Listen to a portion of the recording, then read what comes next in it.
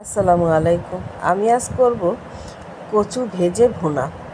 এজন্য প্রথমে আমি কচুগুলো গোল গোল করে কেটে নিয়ে তারপর আমি এখানে একটু হলুদ আর একটু লবণ দিয়ে কচুগুলো বেশ ভালো করে সিদ্ধ করে নেব। আর সিদ্ধ করার জন্য সব কিছু দিয়ে আমি ঢেকে দেব। কচুগুলো বেশ ভালো করে সিদ্ধ করে নিতে হবে, কারণ এই কচুগুলো আর পানি দিয়ে আমি রান্না করব না, তাই একবারেই ভালো করে সিদ্ধ করে নিতে হবে।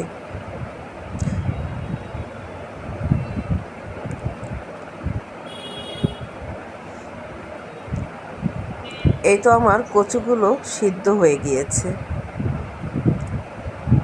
এখন আমি এগুলো নামিয়ে পানি ঝরিয়ে নেব।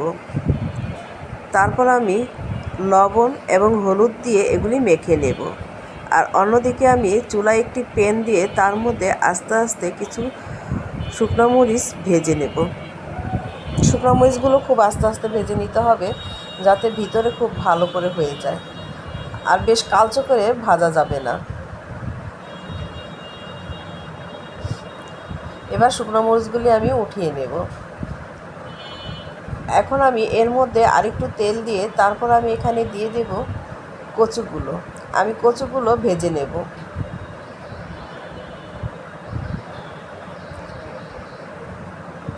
আর কচু ভাজতে দিয়ে আমি কিছুটা রসুন কোয়া ছাড়িয়ে নিয়েছি। এই কচু ভুনায় রসুনটা বেশি করে দিতে হবে।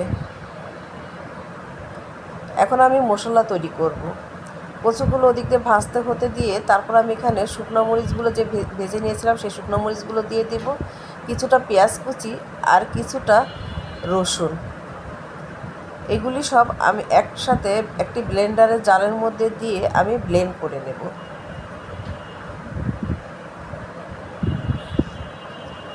এই মশলাটা যখন ব্লেন্ড করবেন না, তখন একটা এত সুন্দর ফ্লেভার আসে, কি বলবো। যখন মশলাটা ব্লেন্ডার হয়ে যাবে তখন আমি বাদবাকি কচুগুলো এভাবে ভেজে উঠিয়ে নেব। আমি একটু লালচে করে কচুগুলো ভেজে নেব। ভাজা হয়ে গেলে সেই তেলের মধ্যেই আমি দিয়ে দেব সে ব্লেন্ডার করা মশলাগুলো। দিয়ে আমি এই তেলের মধ্যে এগুলো বেশ ভালো করে ভেজে নেব।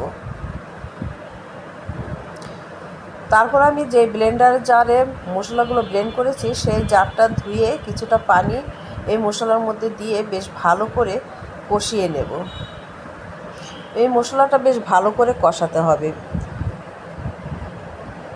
মশলাটা যখন পানি শুকিয়ে একদম ভাজা ভাজা হয়ে যাবে, এইখানে এই মুহূর্তে আমি একটু লবণ দিয়ে দিব। লবণটা একটু বুঝে শুনে দিতে হবে, কারণ আমি কচু ভাজার মধ্যেও লবণ দিয়েছি। এই তো আমার মশলাটা প্রায় কষানো হয়ে গিয়েছে। মশলাটা আমার ভাজা ভাজা হয়ে গেছে। এই মুহূর্তে আমি ভেজে রাখা সেই কচুগুলো দিয়ে দেব। দিয়ে বেশ ভালো করে আমি মিশিয়ে নেব। এইভাবে যদি এই কচু ভুনাটা করে খান না, খেলে অসাধারণ লাগে, কি বলবো।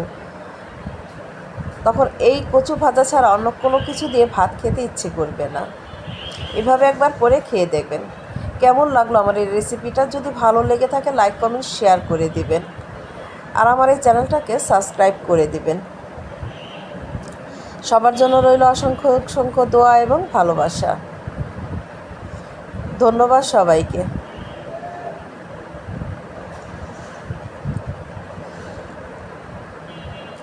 আল্লাহ হাফেজ।